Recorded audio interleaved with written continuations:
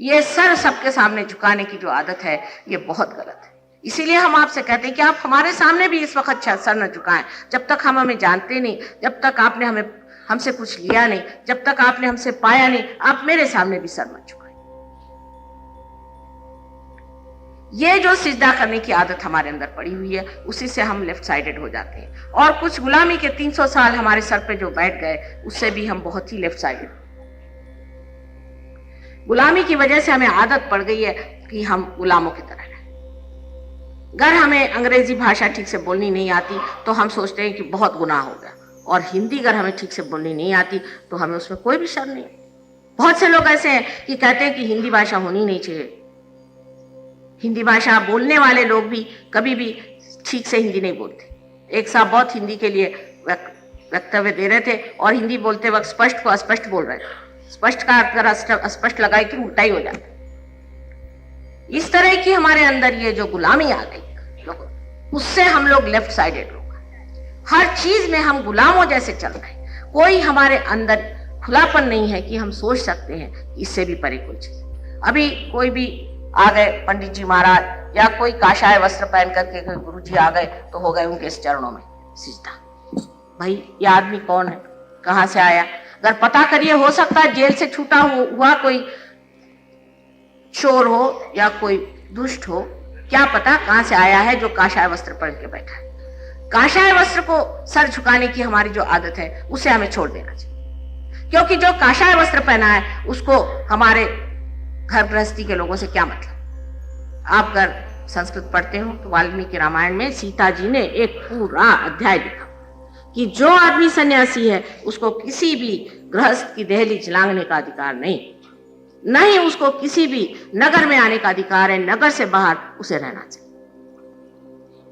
और हम लोग किसी भी काशाय वस्त्र वाले पे इस तरह से टूट पड़ते हैं। इधर तो हमारा घर चलाना, गृहस्थी चलाना, ये सारा कार्य, यही एक बड़ा भारी यज्ञ है कि विवाहित होकर के अपने बाल बच्चों को धर्म में रखना, ये बहुत बड़ा यज्ञ है। और जो हम मेहनत की कमाई करती हैं वो क्या है, इन लोगों के लिए जो कि कुछ मेहनत नहीं करते हैं और बदतमीजी करते हैं, और उनको हम सारा अपना पैसा दे दें।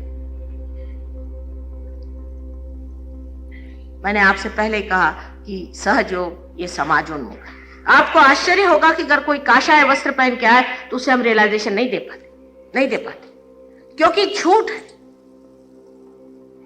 मिथ्या बात है कि आप काशाय वस्त्र पहने। अगर आप सन्यासी हैं तो आप अंदर से सन्यास में। आपने जाना है कि राजा जनक को विदेही कहा जाता था और इसीलिए सीता जी को भी वैदेही कहा जाता। जो आदमी सन्यासी है वो अंदर से छूटा हुआ है। क्या गुरु नानक साहब ने विवाह नहीं किया था? क्या तुकाराम ने विवाह नहीं किया था? जो लोग 40 साल से ऊपर तक रह गए सबने विवाह किया, लेकिन जिनकी बहुत ही पहले मृत्यु हो गई उन्होंने विवाह नहीं किया, और किसी कारणवश विवाह नहीं किया हो। या बुद्ध जो थे, बुद्ध ने भी जिस वक्त अपनी पत्नी को छोड़ा तब वो ये सोचते थे, उस वक्त ये सोचते थे कि पत्नी को छोड़कर संसार त्याग करके और सन्यास लेकर के वो परमात्मा को पाएंगे। उन्होंने उस वक्त समझा नहीं कि इसकी जरूरत नहीं, लेकिन जिस वक्त उन्होंने परमात्मा को पाया तो सहज वो एक पेड़ के नीचे लेटे हुए थे, सहज में ही पाया। एक प्रश्न पूछा गया था कि इसके रोजमर्रा के जीवन पे क्या असर आता है सहयोग का। सबसे तो बड़ी चीज है कि ये रोजमर्रा के जीवन के लिए, ये आपके हर गतिविधियों के लिए है, हर तरह के आपके काम के लिए सहयोग है। इससे आप एकदम जिसे कहते हैं डायनामिक हो जाते हैं। सहयोग ऐसे आदमियों के लिए नहीं कि जो संसार छोड़ के भागा है, अपने बीवी को छोड़ के भागा है। ये तो ऐसा है कि मियाँ बीवी में आपस का प्रेम, श्रद्धा, बच्चों में माता पिता के प्रति आदर और समझ, बड़ों के प्रति आदर, ये सब चीज स्थापित करने वाली चीज सहयोग है। जहां ये चीज स्थापित नहीं होती उसे हम सहज नहीं मानते। हाँ, हो सकता है कि एक आध दो ऐसे आदमी उसमें फंस जाएं जो कि परेशान करने के लिए इस तरह की काम करें कि जो सहज से विरोध है, लेकिन वो सहयोगी नहीं होते।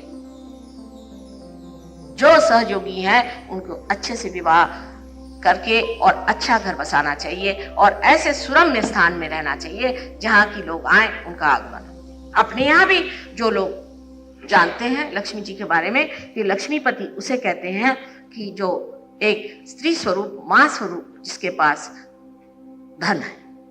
वो धन ऐसा है कि जो कोई आता है, भूंगा भी आता है, तो उसे भी इतना, उसमें कांटेदार जानवर होते भी उसे अपने घर में स्थान देता है। इस लक्ष्मीपति के स्वरूप हमारे यहाँ लोगों के घर होने चाहिए। ये सहयोग का विचार है। ये नहीं कि घर तोड़ो, डिवोर्स करो, इधर से उधर भागो और 4 हस्बैंड डिवोर्स करो और 4 औरतें डिवोर्स करो और बाकी सब लोग जाके अनाथालय में बुढ़ापा काटो। इस तरह की व्यवस्था सहयोग नहीं मानती और न होता है, क्योंकि जिस वक्त सहयोग जागृत होता है तब असली प्रेम जो है उसका असली स्वरूप सामने आता है। क्योंकि इसका जो मुख्य धागा है वो है परमात्मा का प्रेम। और क्या परमात्मा चाहेगा कि मियाँ बीबी में बिछो हो जाए, कि वो आपस में लड़े झगड़े और बच्चों को परेशान करे या बच्चे माँ बाप को परेशान करे?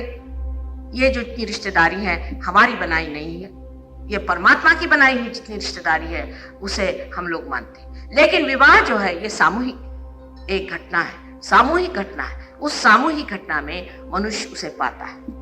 जब सब लोगों ने कह दिया कि विवाह हो रहा है, सबके आनंद के लिए विवाह होता है। अभी हमने आपसे बताया कि सहयोग में अभी हमने 108 लोगों की शादी की एक जंगल में ले जाकर, और बड़ी सुंदरता से सब शादियां हुई। उसमें 1 पैसे की डावरी नहीं, कुछ नहीं, और इस तरह से विवाह।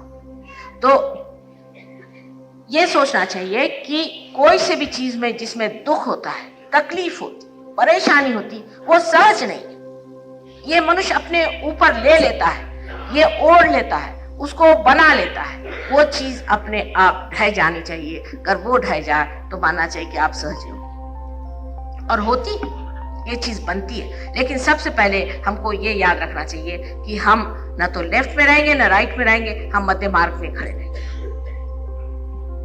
जब लोग प्रेम की बात करते हैं तो वो ऐसा ही प्रेम समझते हैं कि मैं अपने लड़के से प्यार करता हूँ। अपने देश में तो बड़ी बीमारी है इसकी, लड़का माने भगवान हो गया। लड़का हुआ तो उसके लिए चाहे अपना देश बिक जाए, हर जाने पर लड़का ही सब। लड़के के पीछे अपनी जान देना और लड़की के पीछे जान देना, लड़की के लिए डाउरी देना, लड़की के लिए ये करना, चाहे अपने भूखों मरे, ये भी लेफ्ट साइडेड चीज है। ये भी बिल्कुल लेफ्ट साइडेड चीज है। और इसी वजह से अपने यहाँ आजकल बच्चे खराब हुए जा रहे हैं। इतना ज्यादा किसी भी चीज में आदमी को अपने को लूटना नहीं चाहिए।